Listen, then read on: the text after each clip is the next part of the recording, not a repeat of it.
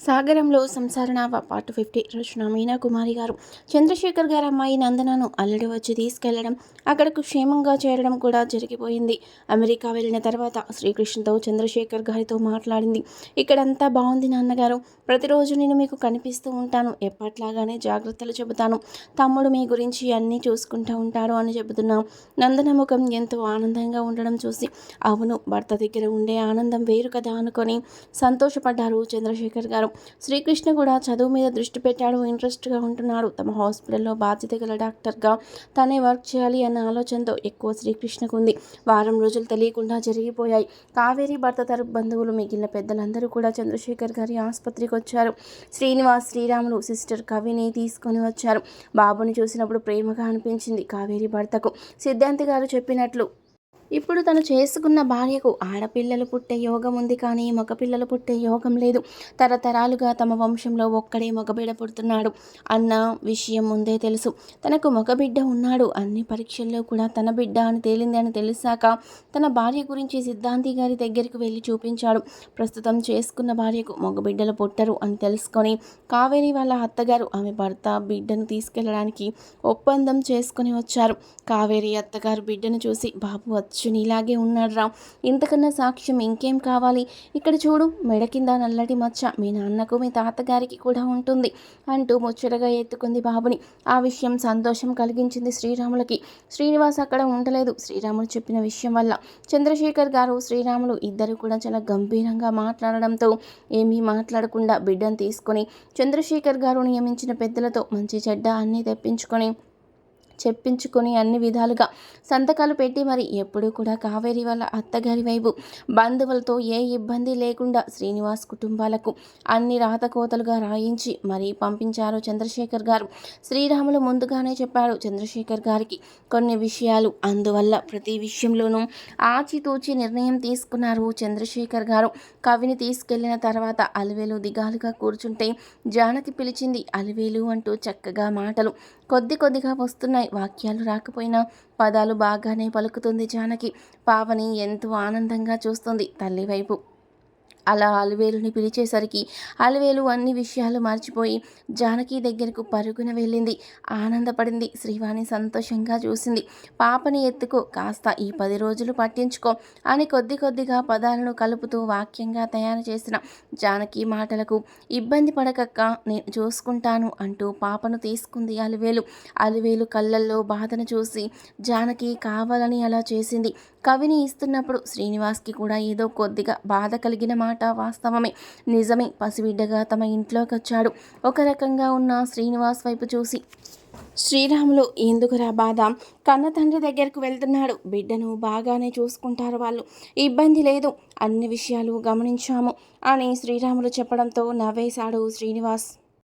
Video చూసే ముందు please అండి, వీడియోకి తప్పకుండా ఒక లైక్ చేయండి ప్లీజ్. ఏ బంధం ఎప్పుడు ఎలా కలుస్తుందో, ఏ బంధం ఎప్పుడు ఎలా విడిపోతుందో, ఆ బంధంతో రాబోయే కాలంలో ఇంకేదైనా బంధాలు ఏర్పడతాయో ఎవరికీ తెలియని విషయం. భగవంతుడు ఆడే బొమ్మలాట. హాయిగా ఏ ఇబ్బందులు లేకపోవడంతో మరుసటి రోజు భోజనాలకు ఏర్పాట్లు చేయించారు శ్రీరాములు. శ్రీనివాస్ చంద్రశేఖర్ గారిని ఇంటికి పిలిచారు. ఒక పక్క జానకి మాటలు వస్తున్నాయి, మరొక పక్క బిడ్డ సమస్య తీరింది, ఇంకొక పక్క శ్రీవానికి మంచి కాలేజీ దొరికింది. అన్నీ కూడా శుభంగానే అనిపించాయి మనసులకు. అందుకే భోజన ఏర్పాట్లు చేయించారు. అన్ని ఏర్పాట్లు చేశారు వసుదమ్మ గారు. వంట ఎంత రుచికరంగా చేశారు. ఆదిశశి గారు, భూషణం గారు పేకాట ఆడుతుంటే కాసేపు ఆపండి, ఎవరో వస్తారంట కదా, బాబు వాళ్ళ యజమానులు వాళ్ళు, ఇలా ఆడడం భావ్యమేనా అంటూ ఉన్న వసుదమ్మ వైపు చూసి నవ్వేశారు దేవరాణి గారు. ఆ బాధలన్నీ మనకెందుకు వదినా, వచ్చినప్పుడు వాళ్ళే వచ్చేవాళ్ళు కూడా, వీళ్ళతో ఆడతారేమో, మనకేం తెలుసు అంటూ నవ్వుతున్న దేవరాణి గారి వైపు చూసి నవ్వేసింది వసుదమ్మ. కారు దిగి లోపలికి వస్తున్న చంద్రశేఖర్ గారు వసుదమ్మను చూసి అలా ఉండిపోయారు. అదే నవ్వు, అదే అందం, అదే మనిషి. శ్రీకృష్ణకు అవే పోలికలు. తనకెందుకు తెలియదు, ఆమె వసుధ. నేను మొదటిగా పెళ్లి చూపులకు వెళ్ళి చూసిన అమ్మాయి, కావాలని ఇష్టపడ్డాను. దూరం నుండి తరచుగా చూసేవాడిని. చెప్పడం ఆలస్యమయ్యేసరికి వేరొకరితో పెళ్లి కుదిరిపోయిందని జరిగిన విషయాలను గుర్తు చేసుకున్నారు. కానీ తన మనసు మాత్రం మారలేదు. అనుకుని లోపలికి అడుగుపెట్టారు చంద్రశేఖర్ గారు. ఎంతో ఆనందంగా చూస్తున్నారు. శ్రీకృష్ణ మాట్లాడుతూ, ఏమిటి నాన్నగారు, వాళ్ళు వచ్చినప్పుడు నా వంక ఒక రకంగా చూస్తుంటే మీరు వచ్చినప్పుడు కూడా వాళ్ళందరి వైపు అలా చూస్తారేమిటి? కాసేపు అలా ఆగిపోయి అంటూ నవ్వుతూ ఉన్నాడు శ్రీకృష్ణ. తన తండ్రి చూపులను గమనించి నన్ను గుర్తుపట్టినట్టు లేదు వసుధ అనుకున్నాడు చంద్రశేఖర్ గారు. గుర్తుపట్టడానికి అసలు అవకాశం ఎక్కడుంటుంది? పెళ్లి చూపుల్లో కూర్చోవడం, కాబోయేవాడు తన భర్త అని ఖచ్చితంగా రెడీ అయ్యే వరకు ఆడపిల్ల పెళ్లి చూపులకు వచ్చిన వారి వైపు అసలు చూడలేదు. అది ఆ రోజుల్లో మరింత పద్ధతి ఎక్కువే కదా. ఆ విషయాన్ని గ్రహించారు చంద్రశేఖర్ గారు. అవును, వసుధ తన వైపు అసలు పెద్దగా చూడలేదు. ఆ పెళ్లి చూపులప్పుడు దూరం నుంచి తను గమనించేవాడు, కానీ ఆమెకి ఎప్పుడూ ఎదురు వెళ్ళలేదు, కనపడలేదు. తను కూడా నిజంగా ఎంత చిత్రం. వసుధ తనకు దక్కకపోయినా వసుధ కడుపున పుట్టిన ఈ మగబిడ్డ మాత్రం చిత్రమైన పరిస్థితుల్లో తన బిడ్డగా తన చేతుల్లోకి వచ్చి పెరుగుతున్నాడు. అవే పోలికలతో శ్రీకృష్ణ వైపు ఎంతో ప్రేమగా చూస్తున్న వసుధను చూసి నీ బిడ్డ అని చెప్పాలనిపించింది చంద్రశేఖర్ గారికి. భోజనాలు ఎంతో రుచిగా ఉన్నాయని చంద్రశేఖర్ గారు, శ్రీకృష్ణ అందరూ పొగుడుతుంటే అత్తమ్మ బాగా చేస్తారంటూ వసుధమ్మ గారిని చూపించి నవ్వారు. శ్రీరాములు, శ్రీనివాసులు, జానకి మాట్లాడుతుంటే చంద్రశేఖర్ గారు సంతోషపడ్డారు. శ్రీకృష్ణ మాట్లాడుతూ, ఇక బావగారి చెవులకు ఏమైనా కొత్తగా మెటీరియల్తో సీల్ చేయాలి కొన్ని రోజులు, లేకపోతే జానకి అక్క మాటలతో అస్సలు పడలేం. ఇది వరకు మాట్లాడలేనప్పుడే పలక మీద రాస్తూ ఉండేవారు అంటూ తెగ నవ్వుతున్నారు చిలిపిగా శ్రీకృష్ణ. శ్రీకృష్ణ అలా ఉంటే చాలు, ఇల్లంతా పండగల నవ్వులతో నిండిపోతుంది. శ్రీవాణి అలాగే గమనిస్తూ ఆనందపడుతూ ఉంది. తన మనసులో చూసి చూడనట్లు శ్రీవాణి వైపు చూసి మనసులోనే ఉత్సాహంగా మరింత హుషారు తెచ్చుకొని మాట్లాడుతున్నాడు శ్రీకృష్ణ. ఆ కుటుంబ సభ్యులతో తెలియకుండానే అందరితో అనుబంధంగా ఉండిపోయాడు శ్రీకృష్ణ. ఎంత విచిత్రం, దూరంగా ఉన్న ఎక్కడెక్కడ వారిని సమయం వచ్చినప్పుడు అనుబంధంతో కలిపేస్తుంటాడు. ఆ భగవంతుడు కూడా విచిత్రమైన వాడు. బావలనే పిలుస్తున్నాడు, అక్కలనే సంబోధిస్తున్నాడు శ్రీకృష్ణ అని ముచ్చటగా నవ్వుకుంటూ ఉన్నారు చంద్రశేఖర్ గారు. కవి గురించి వచ్చాయి అందరి మధ్యన మాటలు.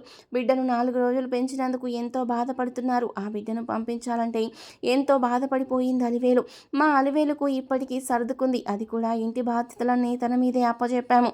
కావాలని జానకి పని కూడా చేయకుండా అలివేలుకే అప్పగించి పాపాయిని కూడా అప్పగించేసింది. ఆమె మనసును కాస్త దారిలోకి తీసుకొచ్చిందని అంటూ సోములు గారు కూతురు గురించి అంటూ ఉంటే అచ్చమ్మ గారు అందరూ నవ్వారు. జ్యోతి అందరికీ చకచక వడ్డిస్తూ ఉంది. బాబు కూడా అందరి దగ్గరికి వల్లరి చేస్తూ వస్తున్నాడు. ఇల్లు అంటే ఇలా పిల్లలతో అందంగా కలకలలాడుతూ ఉండాలి, మహాలక్ష్మిలా ఉన్నారంటూ జానకిని, అలివేలు, శ్రీవాణి, జ్యోతిని అందరినీ మెచ్చుకున్నారు. చంద్రశేఖర్ గారు పేరు పేరున వారి చలాకితనం, చక్కగా కలగలిగిన నవ్వులతో కలకలలాడుతూ ఉన్నారు అంటూ ఏమో మరి అన్నం కూడా తినడం లేదు. ఒక రకంగా అలివేలు అంటున్న జ్యోతి మాటలకు అదేమీ లేదు వదిన, బాబు వెళ్ళిన బాధ లేదు, కడుపులోని వికారంగా అనిపిస్తూ ఉంది అన్నది అలివేలు. నాన్న దగ్గరకు వాళ్ళ నానమ్మ దగ్గరికిగా వెళ్ళాడు అన్నది అలివేలు. కొద్దిగా దూరంగానే ఉంచి సిస్టర్స్ ద్వారా పెంచాము. అలివేలుకు అంత అలవాటు కాకుండా జాగ్రత్త పడ్డాం. ఆ ఇబ్బంది ఏమీ లేదు అన్నాడు శ్రీనివాస్. కూతురి మాటలు విన్న అచ్చమ్మ అందరికీ నాడి చూసి అన్నీ చెప్పేస్తాను. ఇదేమిటి, నా కూతురు ఒకలా నీరసంగా అన్నం తినబుద్ధి కాక వాంతు కూడా చేసుకుంది కదూ అని గుర్తు తెచ్చుకుని నాడి చూసింది. శుభవార్త అలివేలు, తల్లి కాబోతుంది అంటూ నవ్వేసి అలివేలును దగ్గరికి తీసుకొని ఆనందపడిపోయింది అచ్చమ్మ గారు. భలే ఉంది, అనుకోకుండా ఈ భోజనాలు అందరం కలవడం, అందరూ తీపి తినడం, ముందే తినిపించేశారు, రాబోయేవారు మనతో తీపి అంటూ నవ్వేశారు దేవరాణి గారు. అలివేలును దగ్గరికి తీసుకుని ముద్దు పెట్టుకున్నారు అందరూ కూడా. అలివేలు వైపు ఆనందంగా చూస్తున్నారు. శ్రీనివాస్ అయితే అల్లరిగా చూస్తున్నాడు అలివేలు వైపు. తగ్గించాలి నీ అల్లరి, తండ్రి కాబోతున్నావురా అంటూ శ్రీరాములు, శ్రీనివాస్ భుజం మీద తడితే శ్రీవాణి పక్క నుండి నవ్వింది. శ్రీకృష్ణ కూడా అందంగా నవ్వేశాడు. నరసింహ, సోములు, జ్యోతి అందరూ కూడా మురిసిపోతున్నారు. వసుదమ్మ గారు సంతోషంగా నవ్వుతూ ఉన్నారు. చంద్రశేఖర్ గారు ఆ సంతోషంలో తను కూడా మీ కుటుంబ సభ్యుడిని అనుకోండి అంటూ ఆనందంగా నవ్వారు. దేవరాణి గారికి అలివేలు రాక ఇంట్లో లంక బిందె దొరకడం, ఆ తర్వాత ఒకదాని తర్వాత ఒకటి శుభాలే జరగడం, మహాలక్ష్మి ఇంటికి వచ్చిందన్న ప్రేమ ఎక్కువగా అయింది. తను వచ్చిన తర్వాత ఇల్లు మొత్తం మారింది అన్న ఆనందం కూడా ఉంది దేవరాణి గారికి. భూషణం గారు ఎంతో సంతోషించారు. ఆదిశేషి గారితో ఆనందంగా చెబుతున్నారు. అందరి నవ్వులతో ఆనందపు వెల్లువలా ఉంది ఆ ఇల్లు. శ్రీనివాస్కి ఎంతో ఆనందంగా ఉంది. అలివేలు వైపు చూస్తుంటే తన బిడ్డ కళ్ళ ముందే చిన్నపిల్లగా చిట్టి పొట్టి గౌనులతో 2 రిబ్బన్లు వేసుకొని తిరిగిన అలివేలు తన కళ్ళల్లో అలా నిలిచిపోయింది. అల్లరి పిల్ల ఇప్పుడు తల్లి కాబోతుంది. ఎంతో అందమైన విషయం ఇది. అందరూ కూడా రావడం ఇంకా సంతోషంగా ఉంది అనుకున్నాడు. జానకి చక్కగా మాట్లాడుతుంది. ఏమండి, నా చిన్నతనంలో ఒక సంఘటన జరిగింది తెలుసా మీకు అంటూ చెబుతూ ఉన్న జానకి మాటలకు జానకి నాకు ఎవరో ఫోన్ చేశారు, ఇందాకడ మాట్లాడలేదు, వెళ్ళి మాట్లాడొస్తాను అంటూ బయటకెళ్తున్న శ్రీరాముల వైపు చూసి శ్రీనివాసులు తెగ నవ్వేశారు. ఈ మధ్యన తన చిన్నతనంలోవి తనకు వయసు వచ్చాక జరిగినవి అన్ని విషయాలు కూడా గుర్తు చేసుకొని మరి అందరికీ గంటల తరబడి చెబుతున్న వదినను చూసి నవ్వుతున్నాడు శ్రీనివాస్. అలివేలు వాల్చిప్పలాంటి కళ్ళతో ఆశ్చర్యాన్ని వలికిస్తూ అన్నీ వింటూ ఉంది. శ్రీవాణి దగ్గరికి తీసుకొని నాకు నువ్వెంతో నచ్చావు, వచ్చిన రోజు చెప్పాలనిపించింది కానీ అప్పుడు మాట లేదుగా అంటూ చెబుతున్న వదిన వైపు చూసి నవ్వేసింది శ్రీవాణి. అంతవరకు చాలు, అంతకు మించి ఇంకేం చెప్పాల్సిన అవసరం లేదు అంటూ ఉన్నాం. శ్రీరాముల్ని చూసి అందరూ నవ్వేశారు. జానకి వాళ్ళ తల్లిదండ్రులు వచ్చారు. కోదండమూర్తి, జయంతి దంపతులు ఇద్దరూ కూడా ఎంతో ఆనందపడిపోయారు. కూతురుకు మాటలు వచ్చాయి అని ఆనందపడ్డారు. భగవంతుడు ఉన్నాడు, అందుకే భగవంతుడు లాంటి భర్త దొరికిన తర్వాతే తనకు మాటలు కూడా వచ్చాయి అంటూ అల్లుడు గారిని చూసి మురిసిపోయారు కోదండమూర్తి గారు దంపతులు. జానకి ఎంతో సంతోషంగా తన మనసులో విషయాలన్నీ చెప్పింది. అమ్మ మీద ఎంత ప్రేమో, నాన్న మీద ఎంత బాధపడేవారు, వాళ్ళిద్దరి బాధలు తనకు పెళ్లి కాలేదని తదితరులు పడే బాధలు ఇప్పుడు చూసినట్లుగా చెబుతున్న జానకి వైపు చూసి నవ్వుకున్నారు ముచ్చటగా. వదినకు మైండ్లో ఒక పెద్ద బీరువా ఉన్నట్టుంది అన్నయ్య, ఆ బీరువాలో దాదాపు 1000 పుస్తకాలు నిండిపోయున్నాయి, వదిన జ్ఞాపకాలు అంటూ జోక్ చేసిన మరిది వైపు చూసి నవ్వేసింది జానకి. ఇదిగో శ్రీనివాస్, అలివేలు అల్లరిగా మాట్లాడుతుంది కానీ అమ్మాయికురాలు, చాలా జాగ్రత్తగా చూసుకోవాలి మా చెల్లిని, ఇక నాకు మాట వచ్చింది, ఏది ఊరుకోను అన్నది జానకి. ఇంకేముంది, ఒక వారం రోజుల్లో మేము బయలుదేరుతాం, అక్కడ నుంచి మీరు చాలా జాగ్రత్తగా ఉండాలి అని చెబుతున్న జానకి మాటలకు శ్రీరాములు నవ్వుతూ ఉన్నారు. మనమంతా వెళ్ళినాం, సోములు మామయ్య గారు, అచ్చమ్మ అత్త ఇక్కడే ఉంటారు, నరసింహం దంపతులు వస్తారు అని చెబుతున్న శ్రీరాములు మాటకు అలివేలు సంతోషంగా నవ్వింది. ఏమిటో అందరూ ఇక్కడే ఉంటే ఎంతో బాగుంటుంది అనిపిస్తుంది కదూ, అందరూ ఉంటే నాకు పిల్లలు లేరు అన్న బాధ తెలియడం లేదు అంటూ ఉన్న వసుదమ్మ గారి కళ్ళల్లో నీళ్లు చూసి అమ్మ, నేను నీ బిడ్డను కాదా ఏమిటి అన్నది జానకి. అలాగే అలివేలు కూడా వసుదమ్మ గారు చేపట్టుకొని నేను నీ బిడ్డను కాదా ఏమిటి అంటూ ఉంటే అప్పుడే వచ్చిన శ్రీకృష్ణ అసలు ఇదంతా ఎందుకు, నేను నీ కొడుకుని అని అనుకో అమ్మా, నన్ను పెంచుకో, నీ పోలికలు ఎలాగో నాలో కూడా ఉన్నాయి, అందరూ నీ కొడుకంటే వెంటనే నమ్మేస్తారంటూ అల్లరిగా నవ్వాడు శ్రీకృష్ణ. కొడుకు వెనకే వచ్చిన చంద్రశేఖర్ గారు ఆ మాటలు వింటూ నవ్వుకున్నారు. నువ్వా తల్లి బిడ్డ వేరా పిచ్చి కన్నా, చెప్పాల్సిన సమయం ముందుకొస్తుంది, చెప్పే తీరాలనుకున్నారు చంద్రశేఖర్ గారు. అలివేలక్క అస్సలే అల్లరి చేస్తుంది, ఇక అక్కకు ఏ పాప బాబు పుడితే ఇంకా అల్లరి చేస్తుంది, వాళ్ళతో కూడా కలిసి అని నవ్వుతున్నాం. శ్రీకృష్ణ వైపు చూసి మీ బావగారు తనకి ఆడపిల్ల కావాలంట, అది కూడా నాలాగే ఉండాలంటున్నారు, ఒకవేళ అలా ఆడపిల్ల పుట్టకపోతే నేనేం చేయాలి అంటూ అడిగిన అలివేలు ప్రశ్నకు అందరూ నవ్వేశారు. శ్రీరాములు ముచ్చటగా అంటారు కానీ పుట్టకపోతే ఏం చేస్తావమ్మా నువ్వు, అదెవరి తప్పు కాదు, శ్రీనివాసుడిదే తప్పు అంటూ తమ్ముడు వైపు ఒక చూపు చూసి నవ్వేశారు శ్రీరాములు. మీ తమ్ముడు విడిగా చాలా మాటలు అంటూ ఉంటారు బావగారు, బయట మీరు చెప్పినట్లు బుద్ధిగా ఉండరు, గదిలో నన్ను నోటికొచ్చినట్టు మాట్లాడతారు, నాకు అమ్మాయి కావాలి, అది కూడా నీలాగే ఉండాలి, చిన్నప్పుడు నువ్వు చిన్న గౌను వేసుకొని 2 జడలు రిబ్బన్లు కట్టుకునే దానివి, అలా కనిపించాలి, ఆ పాప కూడా అని నాకు ఎన్నో చెబుతున్నారు అంటూ ఉన్నాం. అలివేలు మాటలకు శ్రీనివాస్ నవ్వుతూ ఉన్నాడు. ఏరా, ఎందుకలా పిల్లని బెదిరిస్తావు, ఏదో ఒకటి సరదాగా అన్నాను అనొచ్చుగా, అది ఏదో ఆంక్షలు విధించినట్లు చెబితే పాపం భయపడుతుంది కదరా అంటూ దేవరాణి గారు నవ్వుతూ ఉన్నారు. అమ్మాయి వాలకం చూస్తుంటే అబ్బాయి పుడతాడు, అది మాత్రం ఖచ్చితంగా నేను చెప్పగలను అంటూ ఉన్నారు దేవరాణి గారు. అదేమిటి అంటూ ఉంటే అవును, నాడి మొదటి రోజుల్లో కొట్టే విషయాన్ని బట్టి పుట్టే వాళ్ళ గురించి కూడా చెప్పగలను, దేవరాణి వదిన గారు అన్నట్లు అబ్బాయి పుడతాడని చెప్పింది అచ్చమ్మ. అందరూ ఆశ్చర్యపోయారు. ఇక మా డాక్టర్లంతా ఎందుకు పిన్ని, మీరే అన్ని పరిశోధనలు చేసేస్తున్నారు అంటూ శ్రీకృష్ణ నవ్వుతూ ఉంటే అందరూ నవ్వారు. శ్రీవాణి వైపు చూసి అత్త కాబోతుంది ఈ అమ్మాయి, కాలేజీలో భలే అల్లరి చేస్తుందని చెబుతుంటే అందరూ శ్రీవాణి వైపు చూశారు. అల్లరి చేస్తుందా మా చెల్లాయి అంటూ ఆశ్చర్యంగా అడిగాడు శ్రీరాములు. చూడు, నా మీద అబద్ధాలు చెప్పకు అన్నది శ్రీవాణి శ్రీకృష్ణ వైపు కోపంగా చూస్తూ. చూడండి నన్ను ఎలా అనేస్తుందో, నేనే కాలేజీలో చేర్చాను కదా, నేనే మంచి చెడ్డ చూసుకుంటున్నాను. నిన్న నేను ఇంటి దగ్గర తీసుకొచ్చి దింపి మరీ వెళ్ళాను. ఆ విశ్వాసం కొద్దిగా కూడా లేకుండా చిన్న మాట అంటే నా మీద గొడవకొస్తుంది ఈ అమ్మాయి. అల్లరి చేయదని ఎలా అనుకుంటున్నారు మీరు అంటున్న శ్రీకృష్ణ వైపు చూసి అందరూ నవ్వారు. చంద్రశేఖర్ గారు చూసి, శ్రీకృష్ణ వైపు, నిన్ను గమనిస్తూనే ఉన్నానురా. నీ వేషాలు, నీ మనసులో విషయాలు నాకు తెలుస్తున్నాయి. నువ్వే బయటపడతావులే ఏదో ఒక రోజు, అప్పుడు నీ తండ్రి అవసరం తప్పక ఉంటుంది అని నవ్వుకున్నారు చంద్రశేఖర్ గారు. శ్రీరాములు, ఆయనతో మగవాళ్ళు, పెద్దలు అందరూ కూడా కలిసి బయటకెళ్లారు. వచ్చిన తర్వాత వాళ్ళ మాటలు విని ఆడవాళ్ళంతా ఆశ్చర్యపోయారు. ఏమిటి మీరు అనేది అంటూ ఉన్నారు దేవరాణి గారు. అవును దేవరాణి, మనం అక్కడ కొన్ని పొలాలు అవి అమ్మి ఇక్కడే ఫ్యాక్టరీలు కట్టుకొని ఇక్కడ పొలాలు కొనుక్కుంటే మనకు అక్కడి కన్నా ఇక్కడ 3 వంతుల లాభం ఎక్కువ వస్తుంది. అన్నీ కూడా శ్రీరాములు చూశాడు. మనం అక్కడ అమ్మే ధరలు ఇక్కడ ఎంతో తక్కువ, అదే ఇక్కడ అమ్ముకుంటే మనకు 3 లాభం వచ్చే అవకాశం ఉంది. అందుకే అందరం ఇక్కడే ఉందాం, ఇల్లు అవన్నీ కొనుక్కొని అన్నాడు శ్రీరాములు. భూషణం గారి మాటలకు అందరూ ఒకంత ఆశ్చర్యంగా చూశారు. ఎన్నో సంవత్సరాలుగా అక్కడ అలవాటు పడిపోయాం, ఇక్కడ ఉండగలమా బాబు అన్నది దేవరాణి. ఎందుకు ఉండలేరు వదిన, హాయిగా ఉండొచ్చు, పిల్లలకు దగ్గరగాను ఉంటారు, ఏ ఇబ్బంది ఉండదు. పిల్లలు పుట్టే విషయాలు ఎక్కువ ఉంటాయి, చిన్న పిల్లలు చూసుకోవడానికి పెద్దలు కూడా అవసరమే కదా అన్నారు వసుదమ్మ. మనకు ఈ విషయాల్లో ఇల్లు కొనుగోలు, భూమి కొనుగోలు, మనకు కావలసిన విషయాలన్నీ చూడడంలో చంద్రశేఖర్ గారు చాలా సహాయం చేస్తారు. అందువల్ల మనకి ఇబ్బంది పడే అవకాశం లేదు. కాబట్టి కొత్త చోట అయినా కూడా మనకు ఏ బాధ లేదు అని శ్రీరాములు విశదీకరించి చెప్పాడు విషయాన్ని. అప్పుడే నేను కూడా మీ దగ్గరే పని చేస్తాను బావా అంటూ ఉన్న నరసింహ మాటలకు, అలా ఉంటే ఎంత బాగుంటుంది అన్నది జ్యోతి. అలవేలు దగ్గరే ఉండొచ్చు, అలవేలు బాధలు స్వయంగా చూడొచ్చు.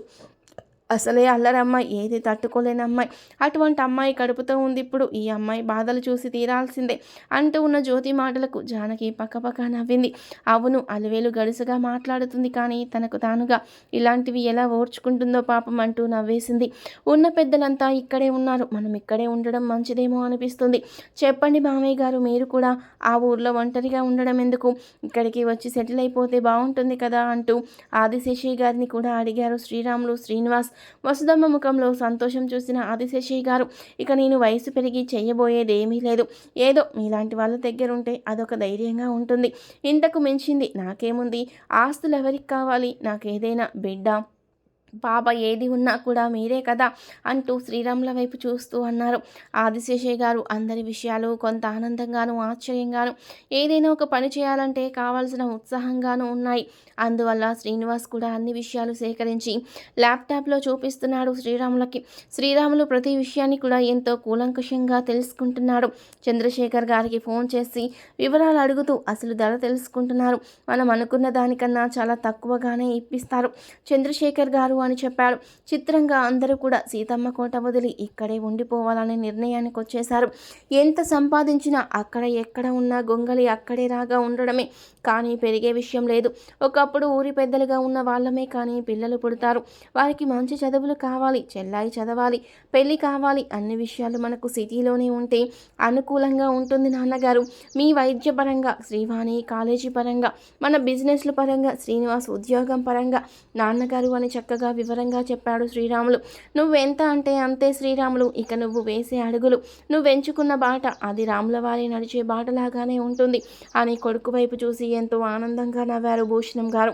ఇటువంటి ఇంట్లో నా కూతురు ఎంతో ఆనందంగా ఉండేది, ఏమిటో అలా వెళ్ళిపోయిందనుకున్న వసుదమ్మ గారికి కళ్ళల్లో నీళ్ళొచ్చాయి. అంతలోనే అలా ఉండకూడదు, అందరూ ఆనందంగా ఉన్నారనుకొని తన మనసును దిటవు చేసుకుంది.